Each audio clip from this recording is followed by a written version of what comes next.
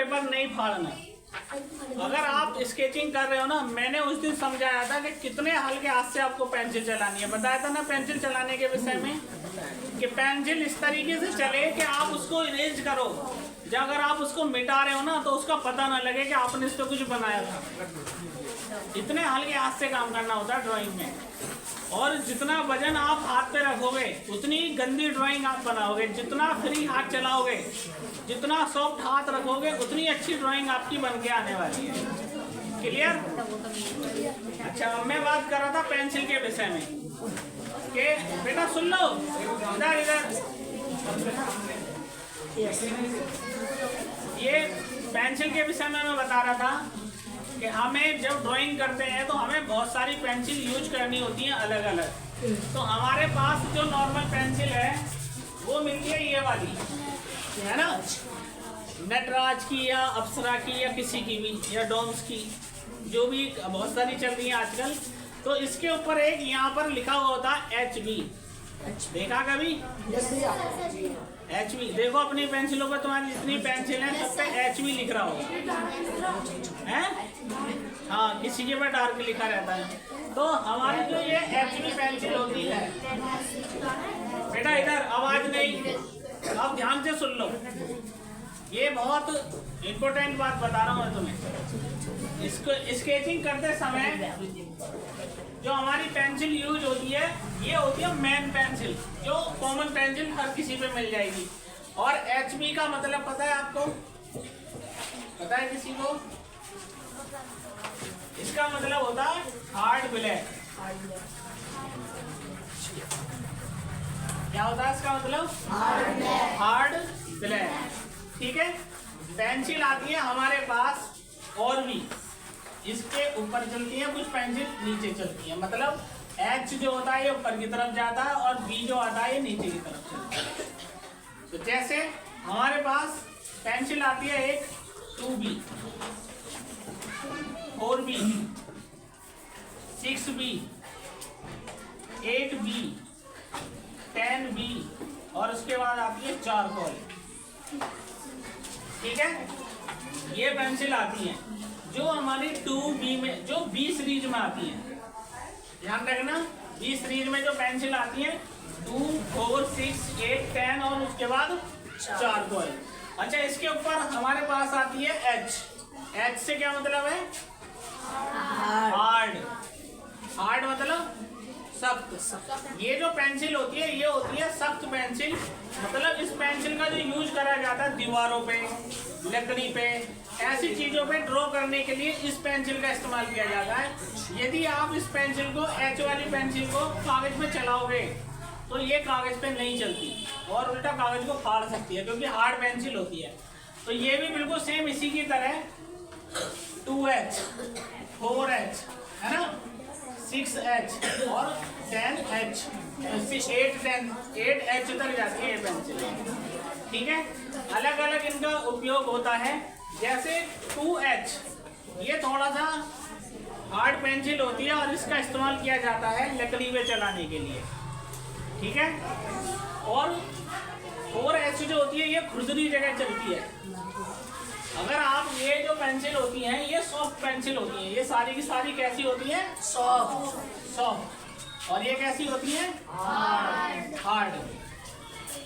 अब इसका मतलब समझ लो, 2, 4, 6, 8, 10 है ना, ये 2 है, 4 है, 6 है, 8 है और 10 है। मतलब जितना नंबर बढ़ता चला जाएगा उतनी पेंसिल सॉफ्ट होती चली जाएगी ये वाली। क्लियर? जितना नंबर बढ़ेगा उतनी पेंसिल सॉफ्ट होती चली जाएगी, उसकी जो नोक है वो मोटी होती चली जाएगी और बहुत ज्यादा डार्क चलेगी। क्लियर? ऐसे इसमें होता है, जितना ऊपर नंबर चलता चला जाएगा, 2, 4, 6, 8, 10, जितना भी नंबर इसका ऊपर जाएगा उतनी पेंसिल हार्ड होती चली जाएगी। मतलब उसके अंदर जो ग्रेनाइट की जो लाइन आती है जिससे हम ड्रॉ करते हैं वो बहुत ज्यादा हार्ड हो जाएगी। क्लियर? समझ में आ गया ना पेंसिल का काम? तो आपको जो पेंसिल यूज करनी है फिलहाल ये नीचे वाली यूज करनी है, और ड्राइंग करने के लिए HB का प्रयोग बंद कर दो। अभी तक तुम देखो HB से बना रहे हो और मैं कह रहा हूँ कि HB बंद कर दो। जो तुम्हारे पास ये पेंसिल है, इस पेंसिल को बंद कर दो। ड्रॉ करने के लिए भी आपको यूज करनी है केवल 2B। अभी आप फिलहाल 2 पेंसिल इस्तेमाल करेंगे, एक 2B और एक अगर HB है तो HB। बस अभी तुम्हारे लिए बस। अदरवाइज जितना इसको लेते चले जाओगे, जैसे जैसे तुम्हारी क्लास आगे चलेगी, मैं इसकी सीरीज बढ़ाता चला जाऊंगा पेंसिल की। एक पेंसिल रोज मंगवा लिया करूंगा फिर, और फिर उनसे ड्राइंग करके दिखाऊंगा कि कैसे कलर पेंसिल का अंतर कैसे आता है। एक जब मैं HB से पेंसिल ड्रॉ बनाऊंगा उसका अंतर, फिर 2B से बना के दिखाऊंगा उसका अंतर, फिर 4B से बनाऊंगा उसका अंतर, और 6, 10, 8 जहाँ तक भी पेंसिल जाएंगी सबका एक एक चित्र बना के दिखाऊंगा। तुम्हें अंतर अपना आप नजर आ जाएगा कि किसकी अच्छी लगेगी। जितना हमारा डार्क होता चला जाएगा ये कलर, उतनी हमारी ड्राइंग अच्छी होती चली जाएगी। ठीक है, अभी तो एक पेंसिल से बना रहे हो आप, शेडिंग भी उससे कर रहे हो। उसी ये जितनी भी पेंसिल है ना, 2B, 4B, 6B, ये सारी की सारी जो पेंसिल है ये शेडिंग करने के काम आती है। ठीक है, ये सारी की सारी किसमें आती है? शेडिंग के काम आती है सारी की सारी पेंसिल। इनसे हम शेड करते हैं, उसकी टोन निकालते हैं। टोन का मतलब टोन, तान बोलते हैं जिसको। तान का मतलब होता है कि उसका किसी चीज की परत तैयार करना। क्या परत तैयार करना? किसी चीज की परत बनाना।